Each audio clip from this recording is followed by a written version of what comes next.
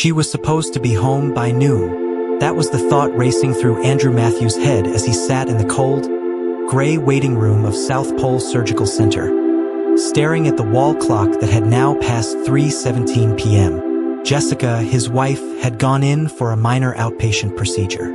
A 30-minute laparoscopic surgery. Routine, they said. But routine doesn't come with a team of doctors who won't meet your eyes. Routine doesn't involve security quietly locking the exit doors. And routine damn sure doesn't end with, "We did everything we could." They brought him into a side room, a grief space. They called it, like it had been designed just for moments like this. But Andrew was a trial attorney, and as numb as he felt, something didn't sit right. Jessica had no prior complications. She was young, healthy, vibrant, a mother to a 4-year-old. And yet now they said a reaction occurred, no details, just a lot of apologies and a clipboard with papers to sign. "It's standard post-mortem documentation," the administrator had said, offering a pen with robotic calm. But Andrew read everything. And in the stack, buried between insurance releases and medical waivers, was the same document Jessica had signed before her surgery. 11 pages long in 8-point font with clause after clause of obscure legal language. Then he found it, Clause 9b.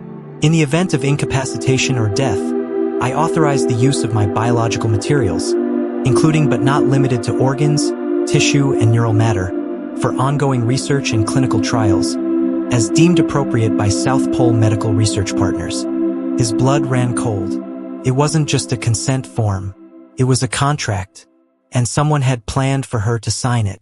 The funeral for Jessica was an agonizing blur. Family, friends, and well-wishers surrounded Andrew, offering condolences, but none of it mattered. He was empty inside. It was a gaping hole that couldn't be filled. The only thing that gave him any semblance of clarity was the nagging question that burned in the back of his mind. Why did Jessica die?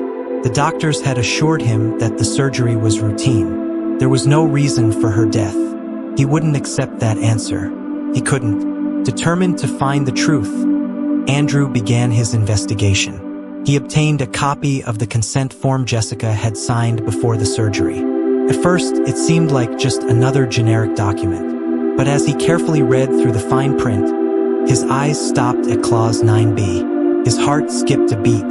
Why would they need permission to use biological material in case of death?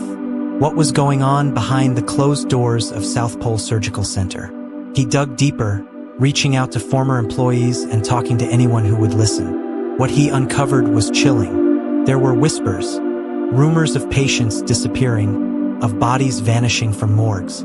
But no one would go on record. No one could confirm anything. The more he asked, the more stonewalled he became. That was until he stumbled upon a name. Dr. Eric Hamilton, a senior surgeon at South Pole, was mentioned more than once. Andrew's gut told him that this was where the answers lay. But Dr. Hamilton was no ordinary surgeon. He had a reputation, an impeccable one. He had been hailed as a miracle worker, a man who saved lives every day. But Andrew couldn't shake the feeling that something sinister was hiding behind that polished exterior. One evening, after weeks of dead ends, Andrew managed to gain access to the hospital basement. It wasn't easy. Security was tight, but he had grown desperate. He needed to know the truth. What he found was something he would never forget. There, behind a heavy steel door in the basement of South Pole, was a locked freezer. It was a small room, but it was cold, too cold. The moment Andrew stepped inside, the overwhelming stench of decay hit him. It was sickening, the kind of smell that stays with you long after you leave. The freezer was filled with bags, human tissue bags, labeled and stacked neatly. But there was something wrong. One of the bags was open, the contents spilling out. It was a human arm, severed at the elbow, its skin pale and discolored. The realization hit him like a freight train. These weren't just discarded medical samples. These were people, real people with families, with lives who had been cut apart in the name of experimentation. And Jessica was one of them. Before he could process the horror in front of him, a voice interrupted him. "What are you doing down here?" It was a security guard. Andrew turned, his heart pounding. But the guard didn't seem concerned. He just stared at Andrew, as if he had seen nothing unusual. Andrew didn't know how to respond. He was caught, but he wasn't about to let this go. He stood his ground. What is this? What is going on in this hospital? The guard's eyes flickered, and for a moment, Andrew thought he saw a flicker of guilt, but it was gone in an instant. You need to leave. Now. Andrew didn't hesitate. He turned and ran, clutching the evidence to his chest. His mind was racing. He knew he had to expose what was happening here, but he had no idea how deep this went. He didn't know who he could trust anymore. Andrew's world began to unravel faster than he could keep up with. As he dug deeper, he found that South Pole wasn't the only hospital involved in these illicit activities. It was a network, a system designed to harvest organs, tissues, and neural matter from patients without their consent. Some patients were never even informed that they were part of ongoing clinical trials. The hospitals claimed it was for medical advancement, but Andrew knew better now. But the deeper he went, the more he realized that the hospital had a very real interest in keeping its operations a secret. He began to receive threats, anonymous calls, warnings to back off. He didn't. Instead, he went public. He hired a private investigator and contacted the media. But before any story could break, things took a dark turn. Andrew's life began to spiral out of control. His office was broken into. His files were stolen. And then, one night, as he sat at home going through his wife's belongings, preparing for the inevitable legal battle, a knock came at the door. When he opened it, there were two men in dark suits. They didn't introduce themselves. They didn't need to. "Mr. Matthews," one said, his voice cold and calculated. "You need to stop this. You need to stop digging into things that don't concern you, or you'll regret it." Andrew tried to say something, to shout, but the words stuck in his throat. Before he could react, one of the men grabbed him. The last thing he remembered was the sharp prick of a needle in his neck. The next morning, Andrew woke up in a hospital bed. The room was sterile, unfamiliar. His head throbbed. His mouth was dry. But what frightened him more than anything was the fact that he couldn't move. His body was frozen, immobilized. He tried to scream, but no sound came out. The door opened, and in walked Dr. Eric Hamilton, a warm smile on his face. "Mr. Matthews," he said, looking down at Andrew, "I'm afraid we've had to make some adjustments. You've been a little too curious for your own good."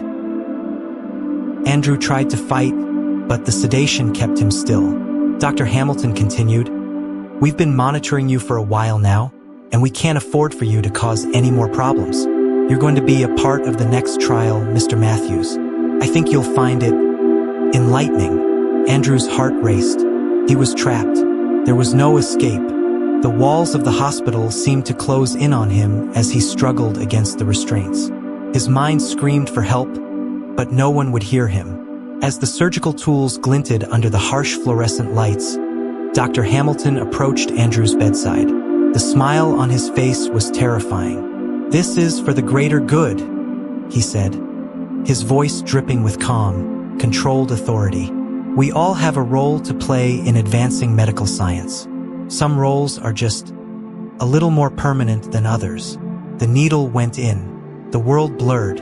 And then nothing. When Andrew opened his eyes again, he wasn't in the hospital anymore. He was somewhere else, somewhere darker, colder. He didn't know where he was, but he knew one thing for sure. He wasn't going to survive this. The door opened. More people in dark suits. And they began to prepare him for the same fate he had uncovered.